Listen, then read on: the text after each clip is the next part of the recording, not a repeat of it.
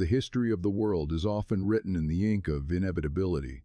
But in the year 1765, the birth of the United States was anything but certain. It began not with a cry for liberty, but with a quiet, simmering confusion. Imagine a landscape of 3 million people, scattered across a rugged, untamed coastline, who believed themselves to be the most fortunate subjects of the most powerful empire on earth. They were British. They spoke the language of London. They dressed in the fashions of the Thames, and they toasted the health of King George III with a fervor that matched any resident of Middlesex. Yet beneath this veneer of colonial pride, a tectonic shift was occurring. How does a child decide the parent is no longer fit to rule? How does a tax on a piece of parchment evolve into a bayonet charge through the morning mist? This is the story of an empire that forgot how to listen, and a people who discovered they no longer needed to obey. It is the story of how 13 disparate, bickering colonies forged a singular identity in the furnace of global war, transforming a tax dispute into a revolution and a revolution into a republic that would alter the course of human history forever. To understand the explosion, one must first understand the Powder Keg. In the mid-18th century, British America was a collection of 13 separate worlds, each more different from the other than they were from England. To a merchant in the cobbled streets of Boston, the life of a rice planter in the sweltering heat of South Carolina was as alien as the moon. These colonies were silos of identity: Puritans in New England, Quakers in Pennsylvania, Cavaliers in Virginia, bound together by nothing but their shared geography and their common allegiance to the British crown. They didn't see themselves as Americans. That word was a geographical descriptor, not a political one. If you asked a man in Philadelphia what his country was, he would tell you Pennsylvania or the British Empire. The idea of a unified American nation was not just radical, it was considered a mathematical impossibility. The first cracks in this isolation appeared during the Albany Congress of 1754, a moment history remembers as the test. Faced with the looming threat of French expansion and indigenous conflict, a few visionary minds, led by the pragmatic and inventive Benjamin Franklin, proposed a plan of union. It was a simple suggestion that the colonies should act as one body for their collective defense. The response was a resounding, icy silence.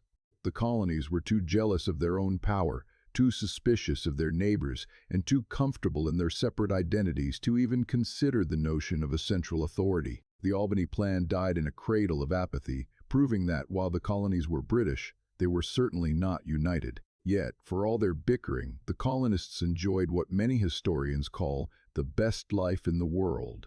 They were taller, healthier, and wealthier than their counterparts in Europe. Land was plentiful, the soil was rich, and the hand of the British government was remarkably light. For over a century, the policy of salutary neglect meant that London left the colonies to govern themselves.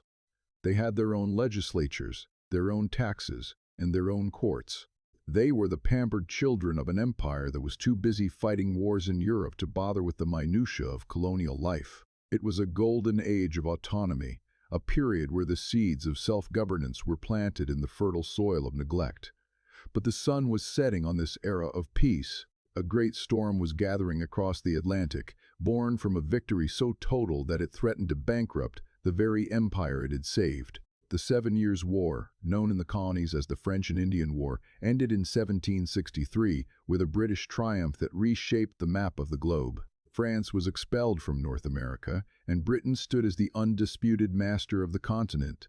But victory carried a staggering price tag. The British national debt had doubled, and the London Parliament, looking at the vast expense of defending the American frontier, came to a fateful conclusion: the colonies must pay their fair share. To the ministers in London, this was a matter of simple accounting.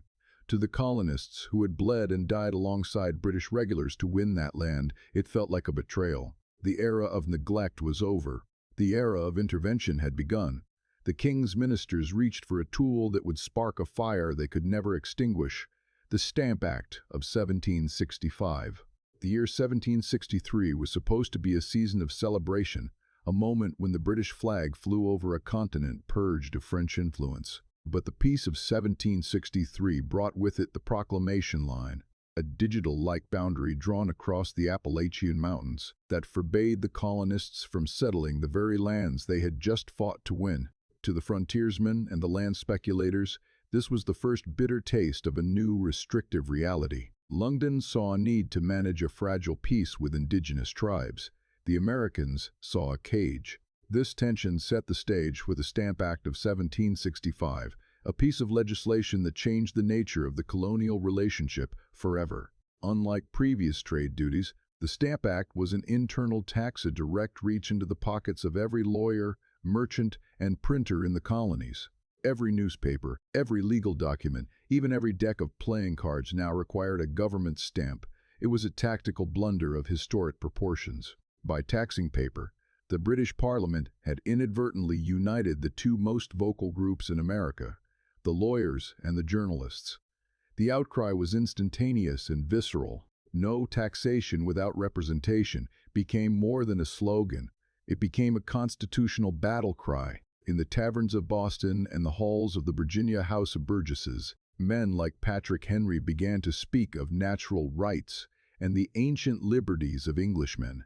The resistance took a physical form in the Sons of Liberty, a secret organization that utilized intimidation and public protest to ensure the stamps were never sold. They burned effigies, they ransacked the homes of tax collectors, and they forced the British government into a humiliating retreat. Parliament repealed the act in 1766, but the damage was done. The colonies had learned a dangerous lesson, that united defiance could bend the will of the most powerful empire on earth. But London was not finished. If the Stamp Act was a clumsy hammer, the Townshend Acts of 1767 were a cold, calculating chisel. Parliament placed new duties on essential imports, glass, lead, paint, and tea. To enforce these unpopular measures, British troops were dispatched to Boston, a city that had become the beating heart of colonial radicalism. By 1770, the atmosphere in Boston was a tinderbox. Red-coated lobsterbacks and local laborers lived in a state of constant friction, a simmering resentment that finally boiled over on the icy night of March 5th. What we now call the Boston Massacre began as a minor street brawl, a crowd of angry locals throwing snowballs and insults at a lone British sentry. But as reinforcements arrived and the tension spiked, a shot rang out, followed by a ragged volley. 5 colonists lay dead in the slush. While the British soldiers were later defended in court by the future patriot John Adams, proving the American commitment to the rule of law, the propaganda machine of the Revolution had already won. Paul Revere's sensationalized engravings portrayed the event as a cold-blooded slaughter of innocents. The blood on the cobblestones of King Street became a permanent stain on the British administration, a point of no return for the psychological loyalty of the Massachusetts people. A brief, deceptive calm followed the massacre, but the underlying issue remained unresolved. The British government, desperate to save the failing East India Company, passed the Tea Act in 1773. This wasn't actually a tax increase. In fact, it made tea cheaper, but it granted the company a monopoly. And more importantly, it reaffirmed Parliament's right to tax the colonies. To the Americans, this was the poison in the sugar. They saw it as a bribe to accept the principle of unrepresented taxation. On a cold December night, the Sons of Liberty, thinly disguised as Mohawk Indians, boarded 3 British ships and dumped 342 chests of tea into Boston Harbor. It was a silent, disciplined act of massive property destruction. It was not a riot. It was a calculated provocation. The response from King George III was not a negotiation, but a sentence. The Intolerable Acts of 1774 were designed to crush Boston into submission. The harbor was closed, the colonial charter was revoked, and military rule was established. But instead of isolating Massachusetts, these acts galvanized the continent. If the king could destroy the liberties of one colony by a stroke of a pen, he could do it to all. In September 1774, the First Continental Congress convened in Philadelphia. For the first time, leaders from across the colonies sat in the same room, not as separate worlds, but as a unified front. They weren't calling for independence yet. They were calling for their rights as British subjects. But they also made a fateful decision: to begin stockpiling arms and organizing militias. The stage was no longer being set for a debate, it was being set for a war. The spring of 1775 did not arrive with the warmth of peace, but with the cold realization that the window for diplomacy had slammed shut. In the Massachusetts countryside, The Minutemen farmers, shopkeepers, and laborers were no longer just drilling. They were waiting. The British commander in Boston, General Thomas Gage, received his orders from London, seize the rebel leaders, and destroy their cache of weapons in the town of Concord. It was meant to be a surgical strike, a show of force to cow the rabble. Instead, it became the funeral of the British Empire in America. On the night of April 18th, the signal lanterns in the Old North Church flickered into life, and Paul Revere began his legendary ride, shouting a warning that would echo through the centuries. The sun rose on April 19th over the Lexington Common to find 77 terrified militiamen facing the vanguard of the world's finest professional infantry. "Don't fire unless fired upon," their leader, Captain John Parker, commanded. "But if they mean to have a war, let it begin here." Then, out of the morning mist, a single shot rang out. Its origin remains a mystery of history, but its effect was absolute. It was the shot heard round the world. The British regulars, their discipline momentarily snapping, unleashed a volley that left 8 Americans dead. But the British victory at Lexington was a hollow triumph. As they marched toward Concord and then retreated back to Boston, the woods and stone walls of the Massachusetts landscape came alive with fire. Thousands of Colonial militia, alerted by the midnight riders, swarmed the British column. By the time the Redcoats reached the safety of Boston, nearly 300 of their comrades were dead, wounded, or missing. The rabble had not run. They had fought, and they had won. The news of Lexington and Concord spread like a wildfire through the colonies, transforming a local rebellion into a continental uprising. Within weeks, an improvised army of observation had surrounded Boston, trapping the British garrison in a state of siege.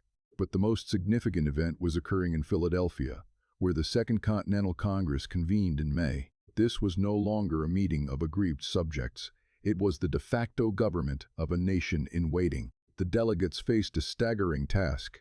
They had a war on their hands, but no army, no treasury, and no executive leader.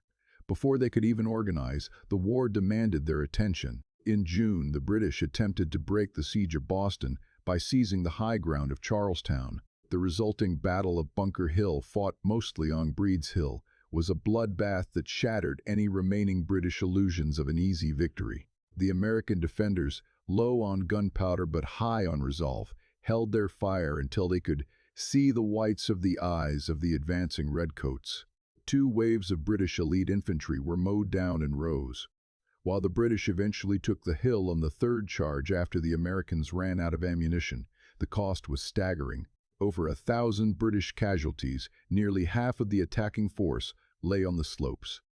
A British officer grimly remarked that another such victory would ruin them. It was a psychological triumph for the Americans. They had proven they could stand toe-to-toe with the British Empire. Recognizing that the local militias needed a unified command and a professional structure, the Continental Congress made its most inspired choice. On June 15, 1775, they appointed a delegate from Virginia, a tall, silent man with a reputation for integrity and military experience as commander-in-chief.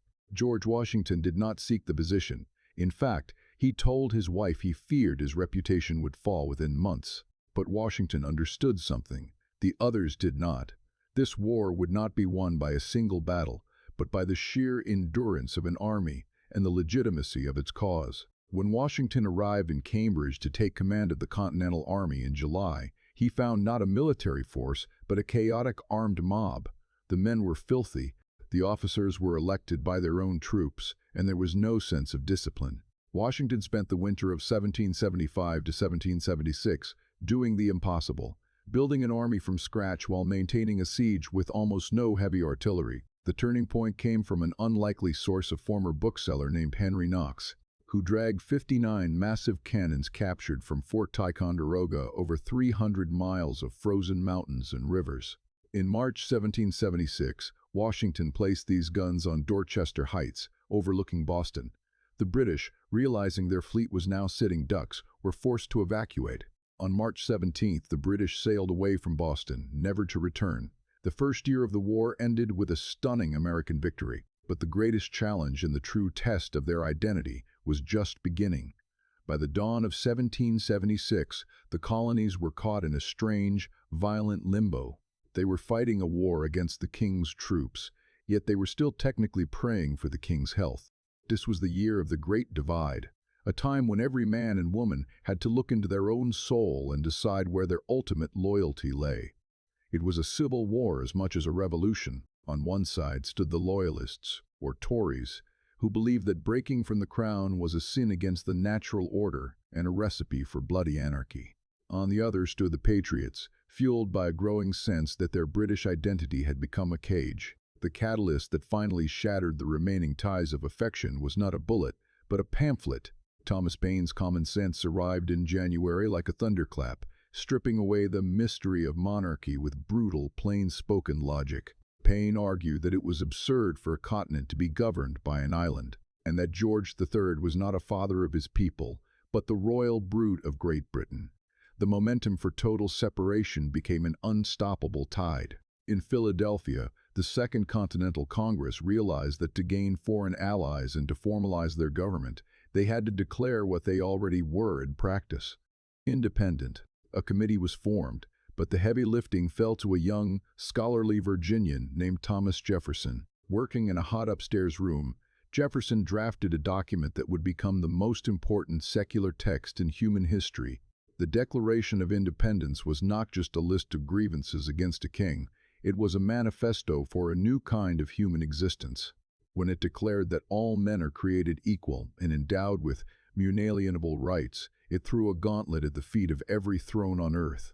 On July 4, 1776, the delegates signed what was essentially their own death warrant. If they failed, they would hang from the gallows as traitors. Benjamin Franklin famously quipped, "We must all hang together, or most assuredly, we shall all hang separately." The euphoria of the Declaration, however, was short-lived. Reality arrived in the form of the largest expeditionary force Great Britain had ever sent overseas. While the Americans were celebrating in Philadelphia, a massive British fleet appeared off the coast of New York, hundreds of ships carrying 32,000 professional soldiers and Hessian mercenaries. Washington, move for move, was outclassed. At the Battle of Long Island in August, the Continental Army was nearly annihilated. Washington's men were raw recruits, many without shoes or proper bayonets, facing the world's most disciplined killing machine. They were driven back, pinned against the East River, and only a miraculous nighttime evacuation under the cover of a dense fog saved the army from total surrender. The rest of the autumn was a grim litany of defeat. New York City fell and would remain in British hands for the rest of the war. Washington's army was chased across New Jersey, shrinking by the day as soldiers deserted or succumbed to disease. By December 1776, the revolution was on like support.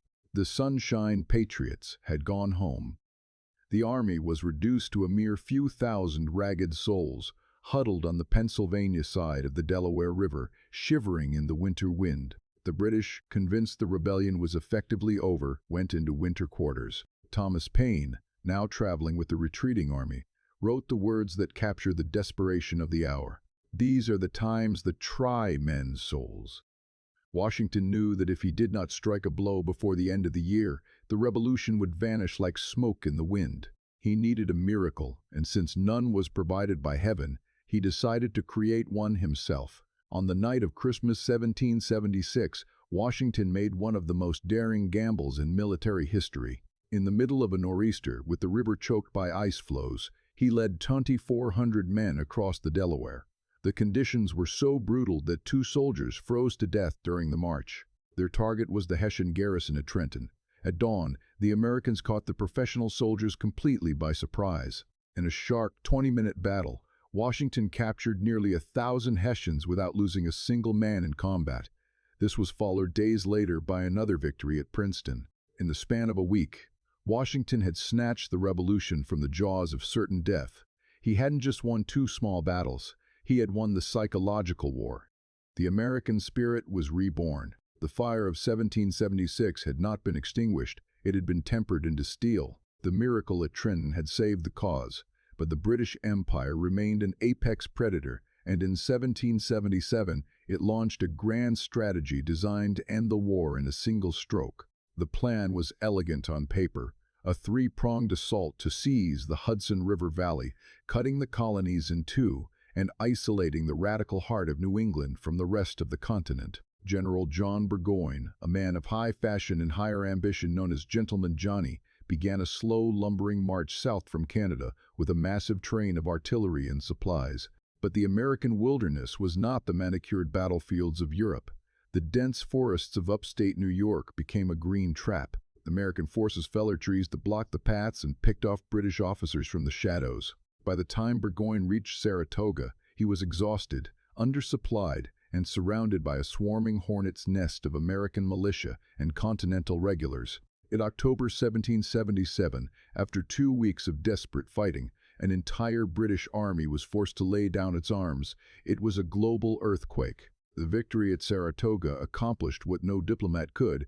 It convinced King Louis XVI of France that the Americans could actually win. France, sensing an opportunity to avenge their defeat in the 7 Years' War, officially entered the conflict.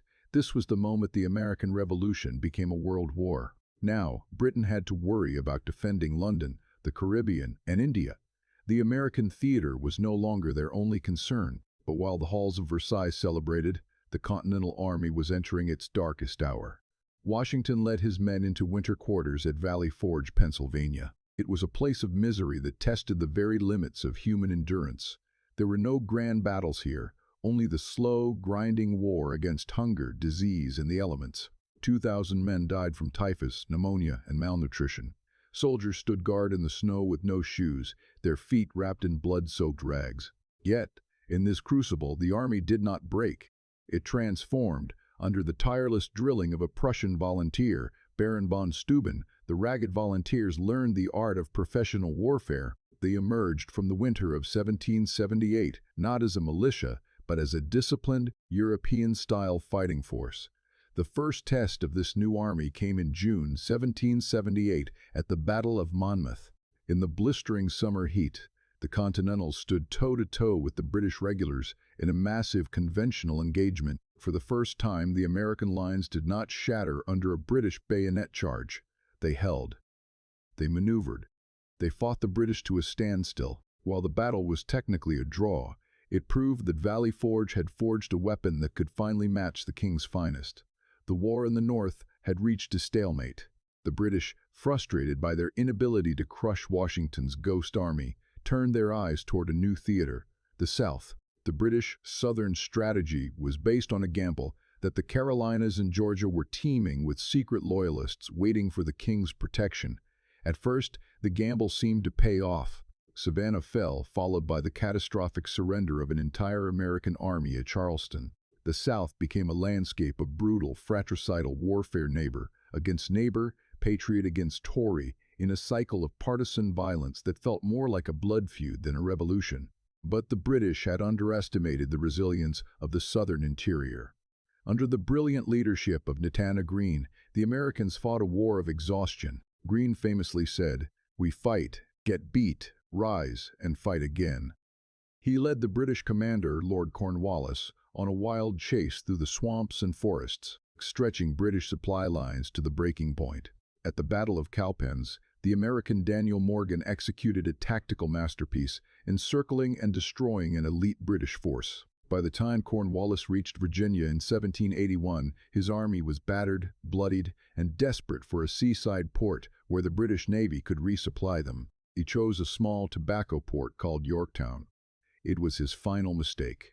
Washington, hundreds of miles to the north, saw the opportunity he had waited 6 years for. In a feat of logistical genius, he marched his army and a large French force south with incredible speed. Simultaneously, a French fleet under Admiral de Grasse won a critical naval battle at the mouth of the Chesapeake Bay, cutting off Cornwallis's only escape route. The trap was sprung. For 3 weeks, American and French siege guns hammered the British defenses. On October 19, 1781, the unthinkable happened.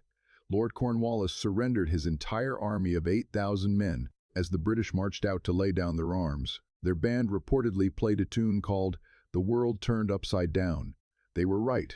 The greatest empire on earth had been humbled by its own colonies. The victory at Yorktown was a thunderclap that echoed through the halls of the British Parliament. But the war did not end with the stroke of a pen on a battlefield. For 2 agonizing years, a shadow war of nerves and diplomacy played out across the Atlantic. While Washington's army waited in the Hudson Valley ragged, unpaid, and on the brink of mutiny, American diplomats Benjamin Franklin, John Adams, and John Jay were engaged in a high-stakes chess match in Paris.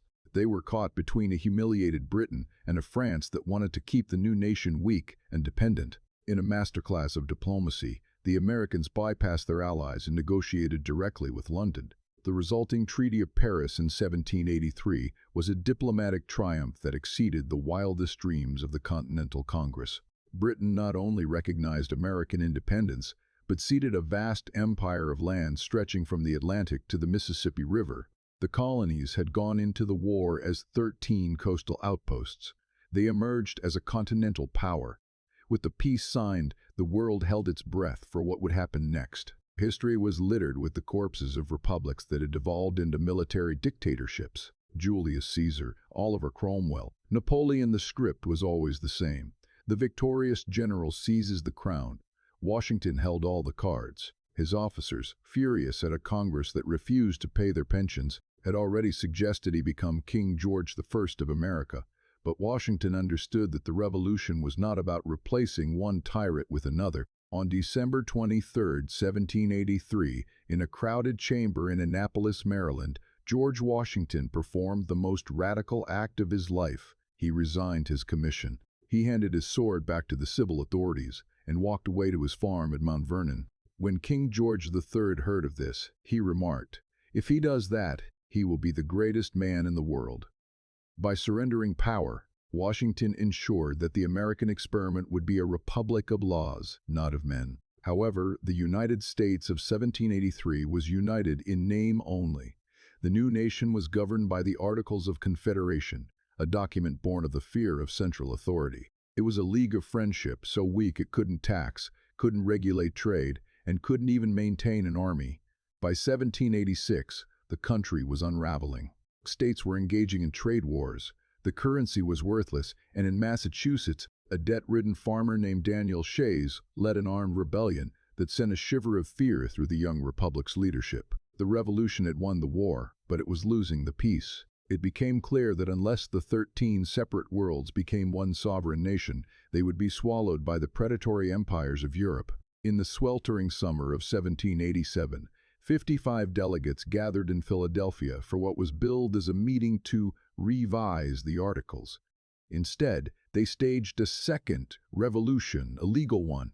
Behind locked doors and windows nailed shut for secrecy, they engaged in a grueling 4-month debate over the nature of power. They grappled with the tension between big states and small states, between the North and the South, and between the need for order and the sanctity of liberty. The result was the United States Constitution, a masterpiece of compromise and political architecture. It created a government of 3 branches: executive, legislative, and judicial, each designed to check and balance the other. It was a machine that would go of itself, built on the revolutionary idea that sovereignty resided not in a king, but in we the people. The final piece of the puzzle fell into place in 1789. The Constitution had been ratified, the new government was formed, and the nation turned to the only man who could possibly hold the fragile union together. George Washington was unanimously elected as the first president of the United States.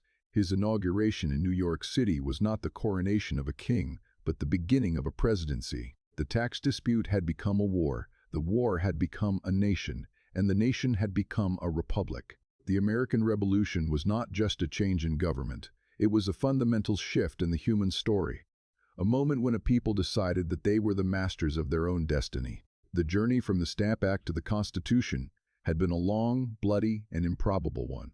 But as the new sun rose over the United States in 1789, the world realized that the shot heard round the world was still echoing, and the experiment of liberty had only just begun.